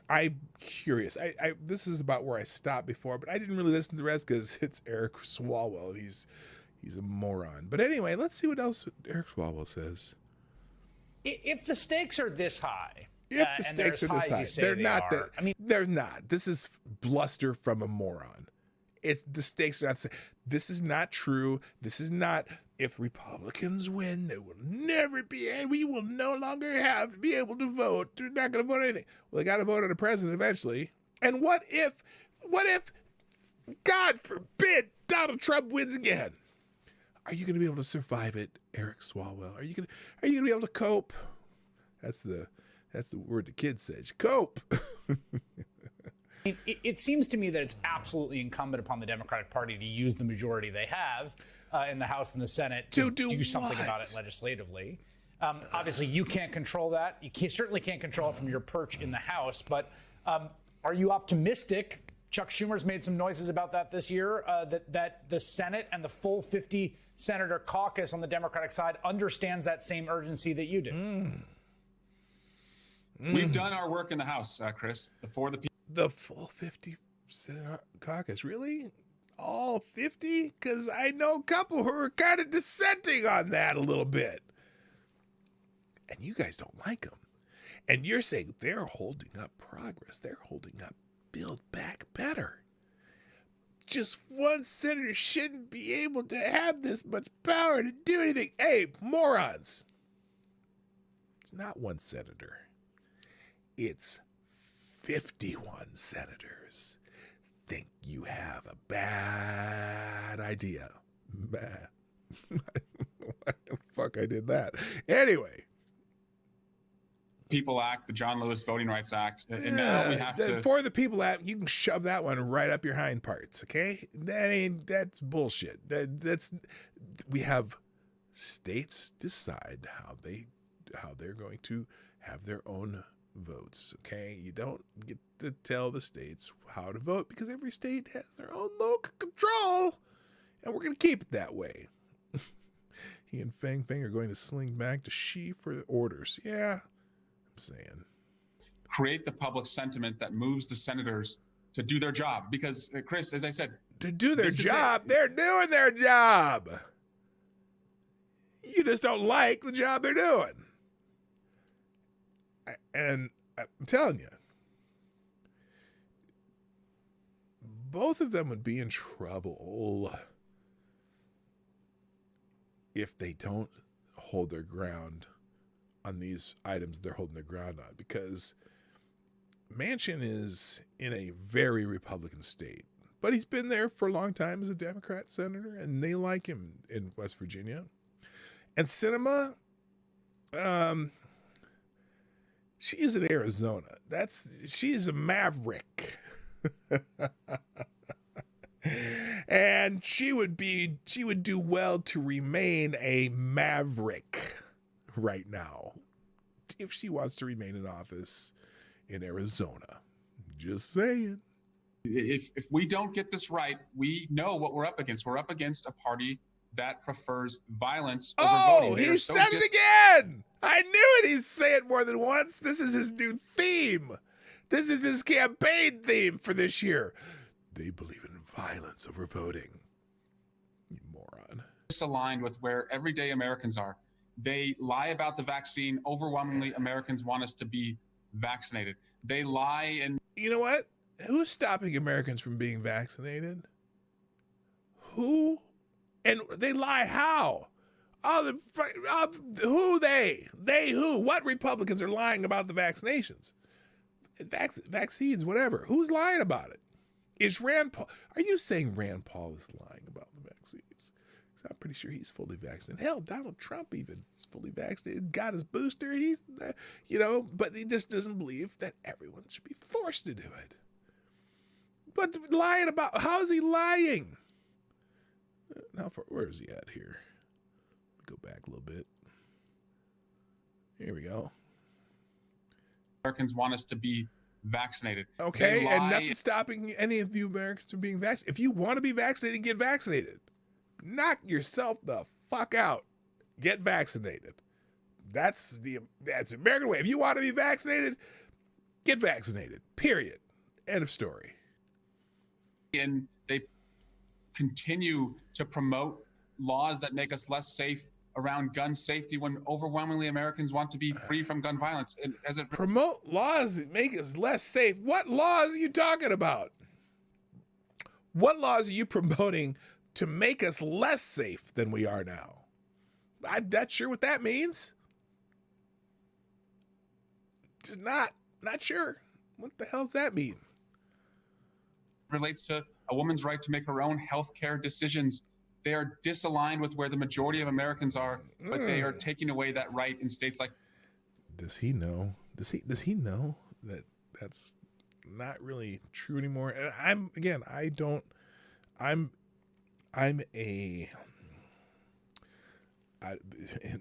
for lack of a better word, agnostic when it comes to abortion laws. My opinion is back there with that. The reason I don't talk about it, because I don't really have a very coherent, consistent argument on that. So I don't talk about it. But I do know for a fact that that whole majority is for unrestricted abortion rights. That's not true anymore. That is false. The majority of people are not for fully unrestricted abortion rights. Now, I think the majority is still in favor of having it be legal, but as far as unrestricted, the way the Democrats want it, nope, not anymore. That's long gone. Okay, so again, I don't talk about this because I know that my position is not consistent. So, but anyway, Texas, they would do that all over the country. So would they? No. They would do that all over the country. Are you saying that the Republicans in Congress would have a federal abortion law, or that they would leave it to the states? What do you mean they would do that all over the country? I'm not so sure about that. Maybe some of them would. I know there's plenty in Congress who would. I know that there's people in Congress who want to ban it nationwide, but I don't think that. I know that state by state they're not doing that, and I don't think that is not a tenable position either. Okay, so I don't know what he's talking about here. Good to have you as you return back to Congress for this year, and we're about to mark this anniversary. Oh shoot! Hang on. Just as it relates to a woman's right to make her own healthcare decisions. They are disaligned with where. Healthcare decision. That's a healthcare decision. The That's majority. not a kill your baby decision. Okay. Yeah, but again, I'm not consistent on this. So. Of Americans are, but they are taking away that right in states like Texas. They would do that all over the country. So this is truly a pivotal election. There cannot be enough downward pressure put from President Biden. Every election is the most important election of our lifetime. Wow, look at that face. Biden on Senators Manchin and Sinema, and there cannot be enough outside pressure put on them from everyday voters like your viewers. Everyday voters like your viewers. There's polling data, which I think we'll talk about also later in the program, that just shows that the Republican Party's reputation has recovered, basically, in the last year. And how perchance might that be? How perchance might that? Why perchance might that be? Why perchance might that be? Let's go, Brandon. Let's go, Brandon. Maybe that's why.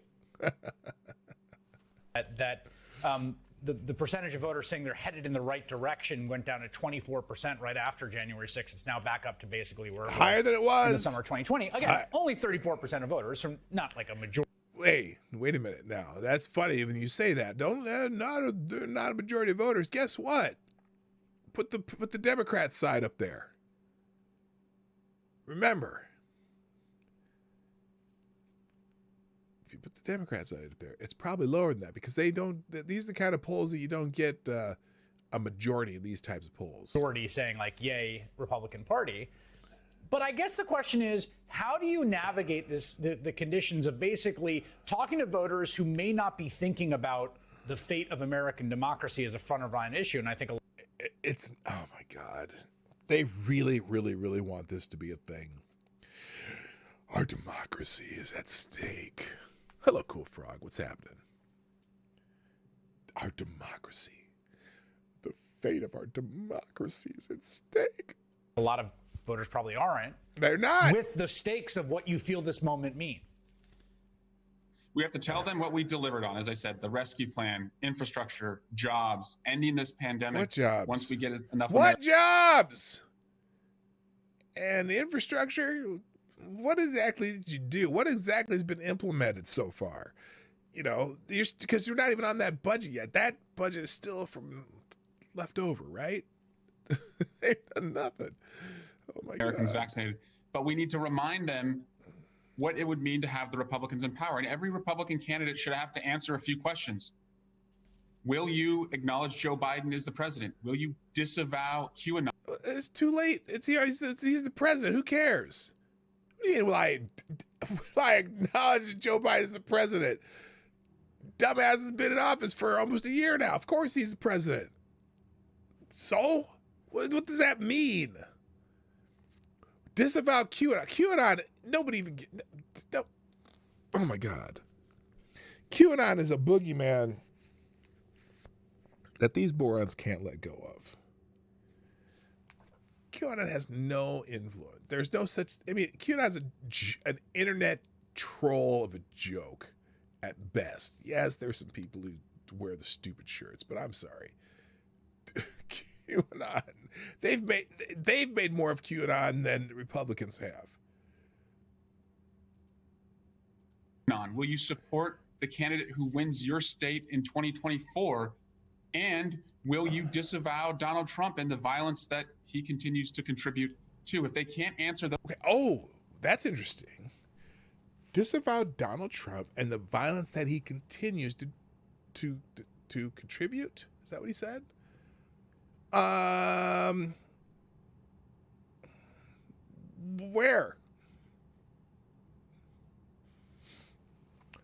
Where, Congressman? Where is this violence that he continues to contribute? I don't know what the hell you're talking about.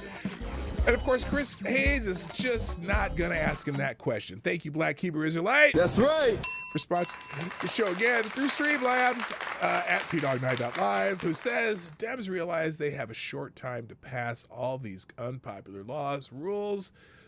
That way they're rushing this shit through. That's right. Even the black voters aren't going along with this gay shit.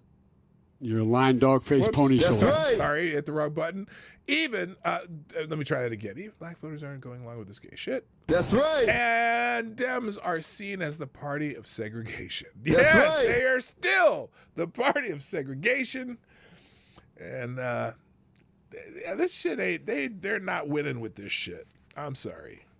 Okay, let me finish this up. Those 4 questions, they will contribute to chaos. We are a law and order country, Chris, and this Republican Party has chosen chaos, and the voters. We're a law and order party, Chris. So just go look at these cities where Democrats are in control and see how the law and order is working out. It's fan-fucking-tastic. We are a law and order country, Chris. Oh, good Lord. We just need to know that, and it's our job to make sure that that's clear as we go to the ballot box. Yes. Okay. Shut the fuck up. I'm done with you. I can't. I think that was the end of the interview anyway, and I can't take it. I just can't take it anymore. Oh, you know what I realized? I don't have anywhere. I don't have to be anywhere today. Anyway, so that's Eric Fartwell doing his stupid shit that he generally does, and there you go. In the tabs today, I do have a couple other things bookmarked. I don't need that one. Janice Crocker, I don't need her. I do have a someone made a comment. When was it? Let me go look in my go on my notifications here. Hang on a second. I'll find it. Here we go. So, CNN puts this story out, and I'm going to finish with this. CNN put this story out with tens of millions of unvaccinated Americans at higher risk for severe disease from stupid 19 infections. Healthcare facilities nationwide are reporting a rising number of young people hospitalized, some of whom are too young to receive vaccine doses. Okay, and then the article from CNN right here, which, interestingly enough, I had this out earlier. Now, when I read this article, when I first read it, because I saw this article when it first came up, okay? Let me just go with this article. Children's hospitals across the U.S. are reporting pandemic high hospitalizations as doctors say vaccinations for kids are critical. Now, one of the reasons notice it doesn't say pandemic-related hospitalizations. And maybe it is, they mean that or not, but hospitalizations are up because they were holding back hospitals for a long time for basically just for COVID, right? For the stupid 19. And what they found is that a lot of kids weren't being hospitalized for this, right? Well, there you go. Good question, Avocado Diablo. So I read this article. With tens of millions of unvaccinated Americans at higher risk for severe disease from the stupid 19, doctors and healthcare facilities nationwide are reporting a rising number of young people hospitalized, some of whom are too young to receive vaccine doses. The nation's largest pediatric... Now, of course, when they do an article like this, of course, when they talk about lots of cases, they're always going to go to Texas and Florida when they're talking about it.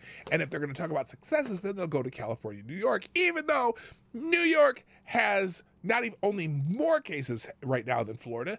It has, well, but if they have more cases, they have 5 million fewer people than Florida. But, you know, they're always going to talk about Texas and Florida. Just FYI. The nation's largest pediatric hospital, Texas Children's Hospital in Houston, is reporting a more than 4-fold increase in child hospitalizations from stupid 19 over the last 2 weeks. Now, may I remind you, when they use a statistic like a 4-fold increase, they tend to not give you the numbers. Let's see here. Let me just check here if this article that they put next to it from infant to teens, this hospital is a deluge of young COVID-19 patients. Here's what parents want to know. Now, and again, they're using a Texas hospital because they want you to make it sound bad in Texas, okay? 4-month-old. Now, also, I got to go back into this. But anyway, so when they say it fourfold in Texas last week, an average of 574 children with COVID-19 were admitted to hospitals every day. That's nationwide, though. That's across the country. 574 across the entire country were admitted to hospitals every day. Now, they're not saying they were admitted because of COVID-19, just that they had it, right? And so when I'm reading this article, I go, listen, we have staggering numbers here from this Omicron surge already. Dr. Jim Velasalovic, pathologist and chief at Texas Children's, said Monday, we shattered prior records that were established during the Delta surge in August. Now, here's the sentence that I saw that caught my eye. More than 700 children in the hospital with COVID-19 were in the hospital with COVID-19 during one 24-hour period last week. He said 90% of cases were shown through sequencing to have been caused by the Omicron variant. Now, I didn't know they were testing for the Omicron variant, but they had, right? Let me remind you something. Well, here, because when I saw this, my first thought was, I think I even, here it is. What's the key word in those sentences? I tweeted this. With.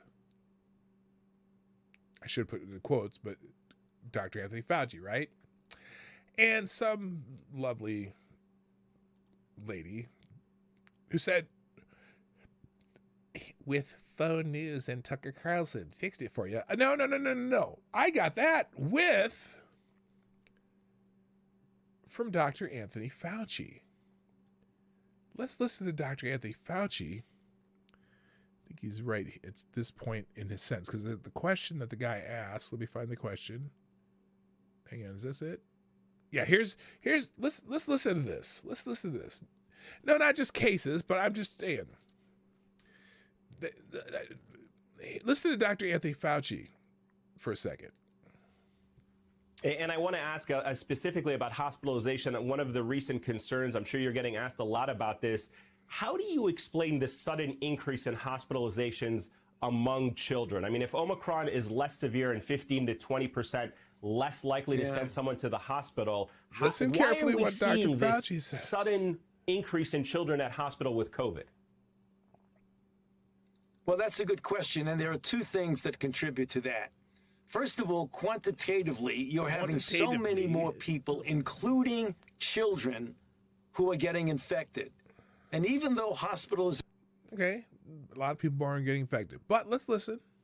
...among children is much, much lower on a percentage basis than hospitalizations for adults, particularly elderly individuals.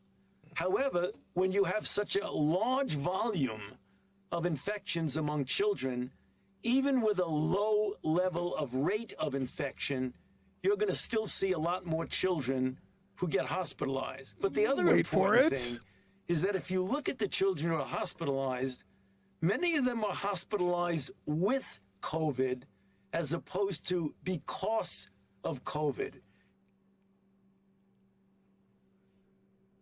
With COVID, not because of COVID.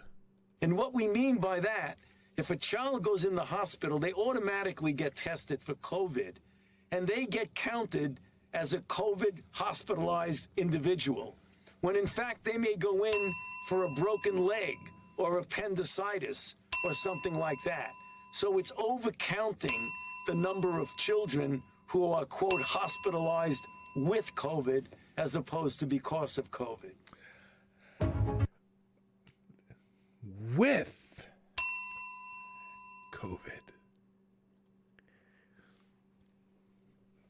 Interesting. That's so weird because we've been talking about that for so long.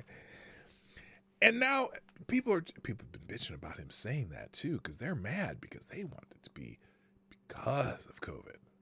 So when they have this breathless article, children's hospitals across the country are reporting pandemic high hospitalizations as doctors say vaccination for kids are critical. Do you know that we still have around 600 children have died from COVID, which is a tragedy. Since during the entire pandemic, 600. And so that's what, 300 a year? And we've had almost zero flu deaths, right? And 300 deaths of the flu a year? Does that seem somewhat common? I don't know. I'm not sure what the averages are. I know that 1,000 children die a year from drowning. I've said we need to ban water. We need to absolutely ban water. Now, and then the other part of this was fascinating too. So the CDC has some stats that they talked about, and we'll finish with this today. So the CDC has admitted that 61% of teens hospitalized for COVID had severe obesity. This is from Robbie Suave at Reason. One of the early silver linings of the pandemic has been that young people are less affected by stupid-19 than the elderly. In fact, the most vital indicator of negative stupid-19 outcomes is age. Unlike the Spanish flu, which ravaged armies that were overwhelmingly comprised of otherwise healthy young people during World War I, stupid-19's death toll is dramatically skewed towards those who have already lived many years. For context, the average age of death from Spanish flu was 28. That said, about 600 Americans under the age of 18 have died of stupid-19 during the pandemic. A new study from the Centers for Disease Control and Prevention took a closer look at young people who were hospitalized for stupid-19 in July and August, while the data variant wave took hold and largely found that healthy young people continue to mostly evade the worst of stupid-19. The study found that most young people who suffer severe stupid-19 outcomes had underlying health conditions. The most common, especially for teenagers, was obesity. Among patients aged 12 to 17 years, 61.4% had obesity, according to a study, 60.5% of whom had severe obesity. The study looked at 6 U.S. hospitals, all of them in the American South, and evaluated 915 cases of stupid-19 in adolescents that required hospitalization. The vast majority were hospitalized for stupid-19, though some had other infections as well. Of the 713 patients who were primarily hospitalized for stupid-19, 2/3 had at least one underlying health condition. For the teenage cohort, patients at least 12 years of age, the obesity rate was 61.4%. The severe obesity rate was 60.5%. Just one of the eligible patients had been vaccinated, and 11 patients died in total. What this means, of course, is that stupid-19 can be a fatal disease, even for young people, but vaccine status and general health are extremely important variables. It remains the case that healthy children who do not have underlying health conditions, particularly obesity, are by and large safe from negative stupid-19 health outcomes. So if you want to read the rest of the Reason article, it's here. But, and then, then the other comorbidities. So anyway, it's unfortunate. So right now it seems to be a push, at least by CNN, this is CNN, to push the narrative that your children are in danger and they all need to get vaccinations, sponsored by Pfizer. Anyway, all right, gang, that's it for today. I need to go. Who knows? I might stream again today. I may not. I don't know. You never know. I'm going to stream in the afternoon, but watch your notifications. If you see me pop up, I'm happy to have you join me. If you haven't done so already, hit the like button. I see a lot more people here. Hi, Tessa. I just saw you and Brett Hayes and Shayton's Advocate and Infamous One and whole bunch of people I missed. Welcome to the show, all of you. If I missed you, JMK is in the house. Nobody not me is here. I said Tyler Alexander earlier. Welcome everyone who showed up. I appreciate you. Thanks for the sponsors today, Black Hebrew Israelite and Jimmy from Philly. Greatly appreciated that. And and I'm sorry, and also Retro Veteran Gamer, who did not leave a message, but I do appreciate the sponsor. Retro Veteran Gamer, you are the Streamlabs Superstar Donor of the Day, sponsor of the day. Gotta go. Hit the like button, share the stream before, during, after. Leave a comment in the comment section if you're watching a replay. And you can sponsor the show at PDawgKnight.live or YouTube Super Chats if you like giving Susan 30% of your money. Or there's a couple other options down in the description down below. Any of the articles that I put up today or we went through will be in the description during the outro. If you hang on for just a minute, I will update that bad boy during the outro. Annalyn, howdy. Nice to see you. Time for me to go. My name is Dawg Knight. And I'm out of here. Bye-bye. Have a great day.